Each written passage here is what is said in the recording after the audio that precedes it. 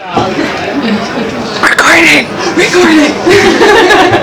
Alright, so minimalism, and what really introduced me to minimalism is this book that probably some of you have heard about, The Life-Changing Magic of Tidying Up. Has anyone read it? I read the cliff notes basically, but yeah, it's really cool. Yeah, I sold a lot of copies of it at a bookstore. I used to work at a bookstore, and I was working there the year it came out, so I had the elevator pitch down. You didn't read it though. Not her kind of book, I can tell you that. I would love it. We're in a book club together. Yeah. So basically the shortest version of this book is going through all of your things and seeing, like, individually each thing, if it brings you joy. And it sounds like kind of a little wacky, right? It's like, well, what about the stapler? Like, does it bring me joy? But once you start doing it, it actually starts making sense, and you instinctually feel like, okay, this thing I really want to wear, and this thing, like, it doesn't resonate with me. So it's about decluttering, like letting go of things, and then organizing in a way that's really simple to maintain and makes your life just less stressful. So I found it very, very useful. One thing I remember, like, from when I read about it, is that, like, she was saying that a lot of people have a hard time getting rid of stuff, and, like, it sounds so simple, but I started doing it, like, if you just, it's gonna sound crazy, but if you say, like, okay, thank you, and then you feel more comfortable, like, thank you for your, service or whatever you're trying to get rid of, then you feel better getting rid of it for some reason, but it's, like, it's so true.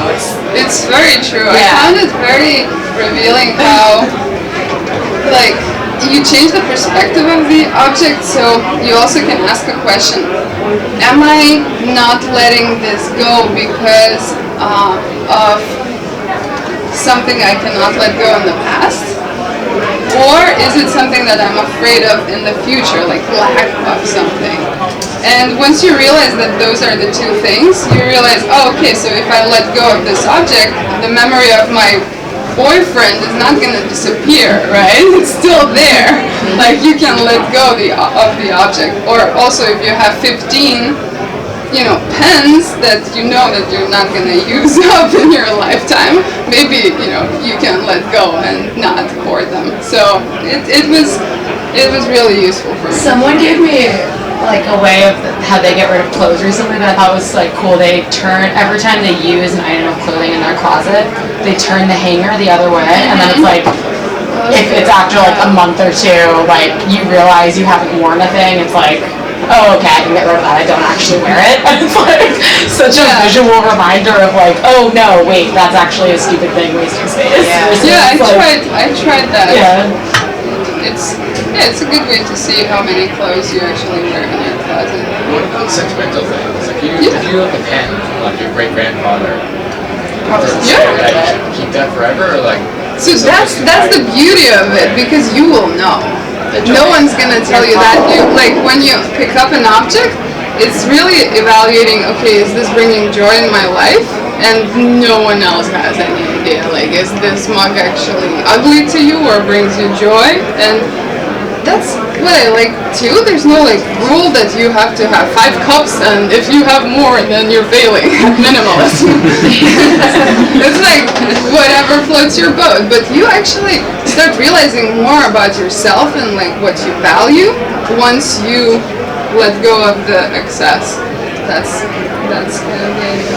Okay, so I wanted to talk this time a little bit. Last time when I gave this talk 6 months ago, I talked more about how, like, sort of what I changed, but now I'm going to talk a little bit of sort of the why and the psychology behind stuff. So when I approach this, I approach it as an experiment, right? It's a learning experience. So I don't set, like, anything strict, I don't impose stuff. It's more like a learning experience, and there's 2 ways of looking at anything related to learning. So there's growth mindset, maybe you've heard about it. It's like this psychological sort of phenomena that some people have a growth mindset and some people have a fixed mindset. And it's kind of famous for kids, like they said to some kids, oh, you are good at math. And then they said, oh, you're working so hard at this to other kids. And the kids that were told that they are good at math, whenever they encountered something difficult, they would shy away from it because they didn't want to mess it up and prove that they're not so good at math. And the kids that were encouraged for doing the effort of learning actually would tackle more and like persevere more.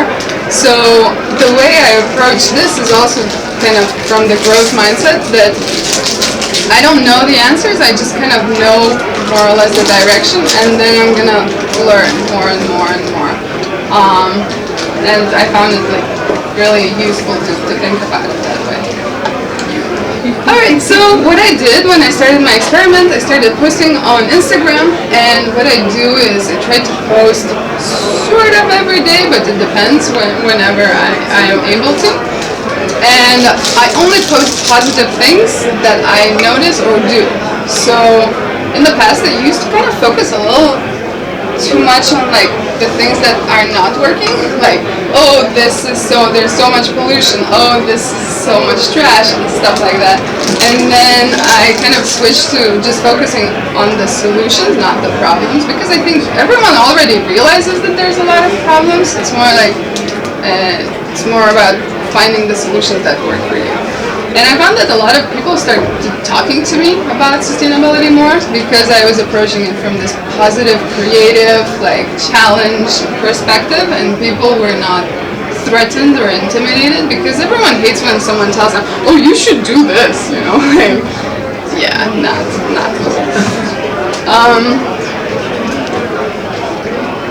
Okay, so again, about changing the perspective, have you seen this before? Anyone? Yeah? Alright, so what do you see? A young woman. A young woman. Okay, who sees a young woman? Okay. Yeah. Okay, and who sees an old woman?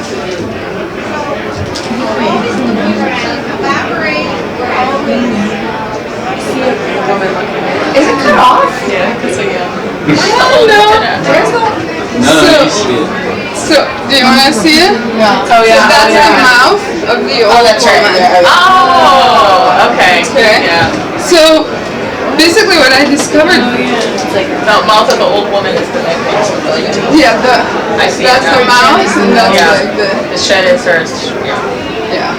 So what I discovered is that sometimes all it takes really is just like a little change of the perspective, and I discovered that I don't need a lot of the stuff that I believed I needed before.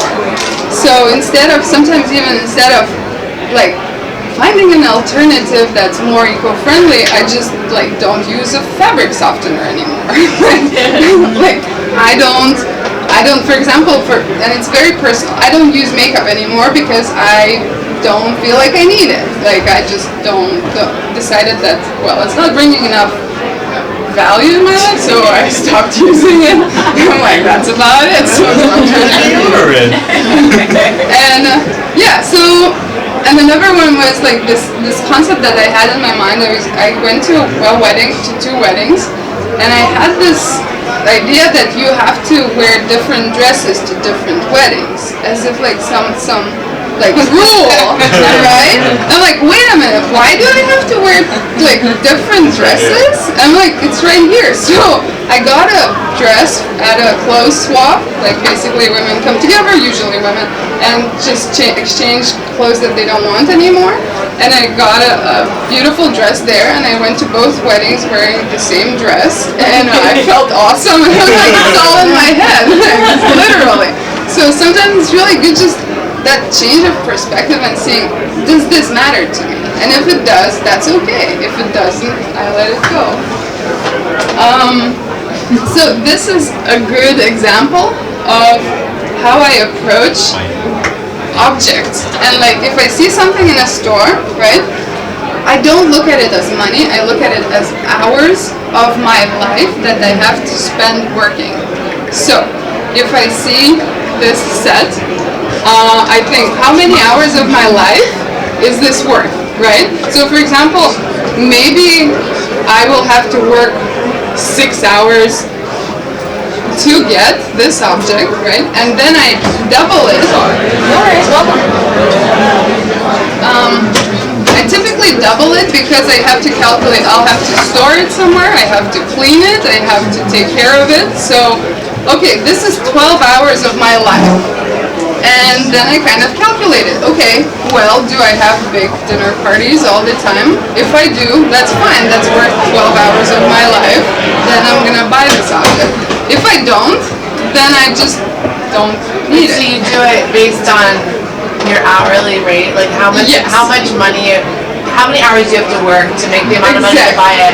To buy And then the there's the object. whole like cleaning it later, And then the cleaning. storing it, and So I look at this and I think, okay, do I want to go to 12, like, do I want to go see my friend in New York? Or do I want to buy this object, right? Like, I kind of weigh whatever matters more to me. And it's perfectly fine to buy anything. Like, there's no rule like, oh, you should not buy anything. But it's really like looking at the perspective, this is going to take away the time of my life, right? Like, from me to have this object. I live in spreadsheets, and so I'm picturing like this massive X many hours, X salary, like here's everything that's going on. Like, what if analysis, is this worth it? Is this worth it? like what's gonna work for me? Yeah, but actually, like now I always just look at it that way in the store, and most of the time I realize like, oh yeah, no, like I'm gonna go do yoga instead, or like do something that I enjoy rather than buying the object, and it really kind of changed the perspective. Okay, so this is one of the most important things. So, you're not good enough. All TV commercials paraphrased. So, we're constantly bombarded with messages of, if you buy this shampoo, you will... Hey, come on in. Do you want to have a seat? Oh, that would be great. Oh, Sarah, could you check if it's still recording? I think it is. It is? Oh, okay. You can be the cameraman. Good. Did my job. Could you start over? All right. Rewind. Let's do it. So, okay, I'll rewind this one. So, you're not good enough. All TV commercials paraphrased. Basically, every day we get messages that are designed to say, look, if you buy the shampoo, you will be beautiful and everyone will love you. And if you buy this car, then, you know, all the women will be interested in you. And, like, we're constantly told, and it is designed that way. We know it, right? It's just, that's what marketing does. It's designed to tell you that you are not enough.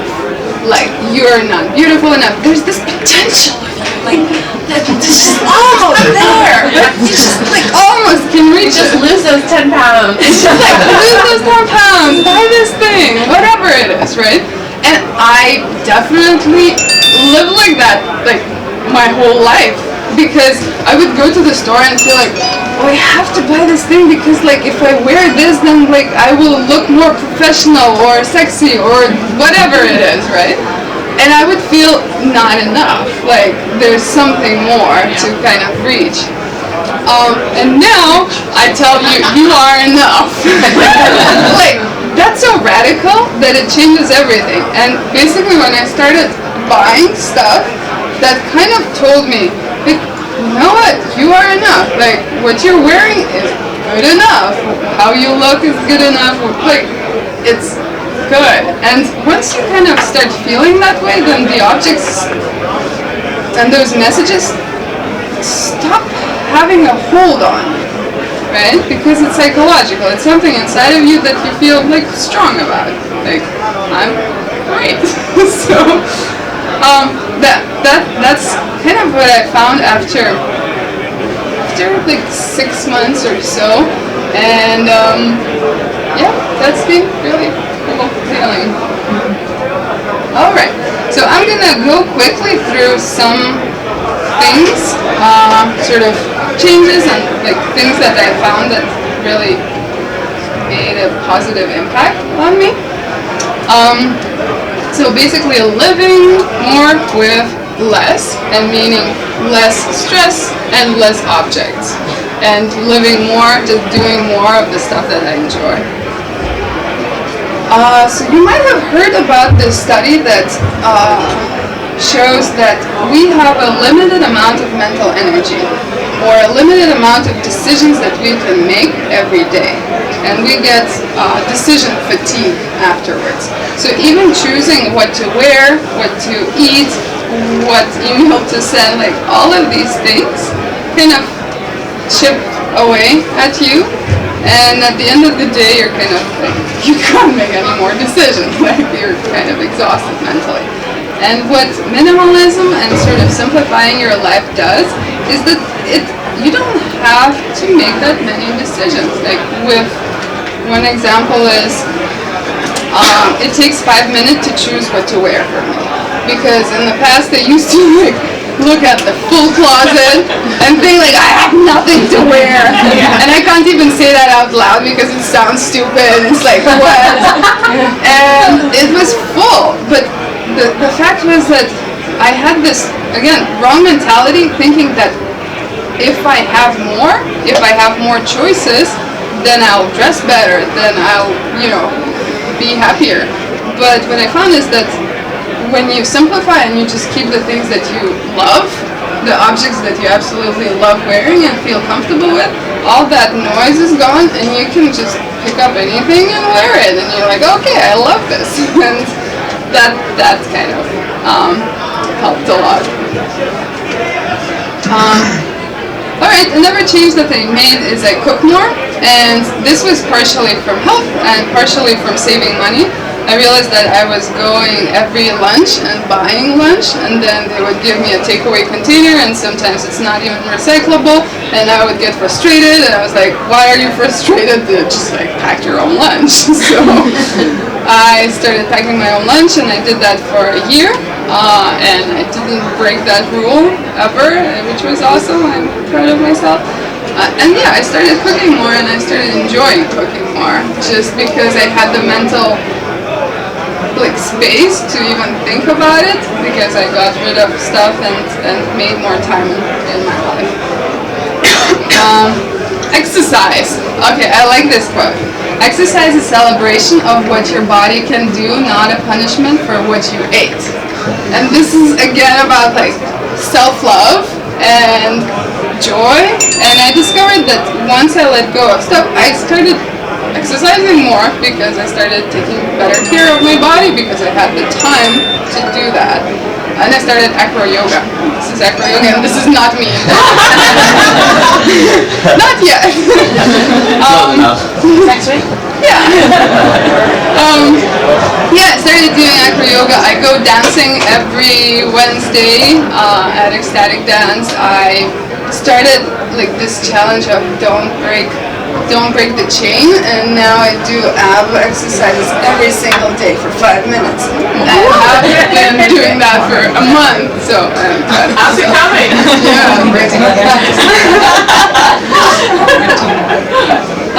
So this is a quote from The Minimalist, which is a really highly recommended documentary movie, which is on Netflix. There's these two guys who discovered that, they don't need that much stuff, and they wrote a book, I believe, and went on a book tour and created a documentary about it. And their famous quote is, "Love people, use things, the opposite never works."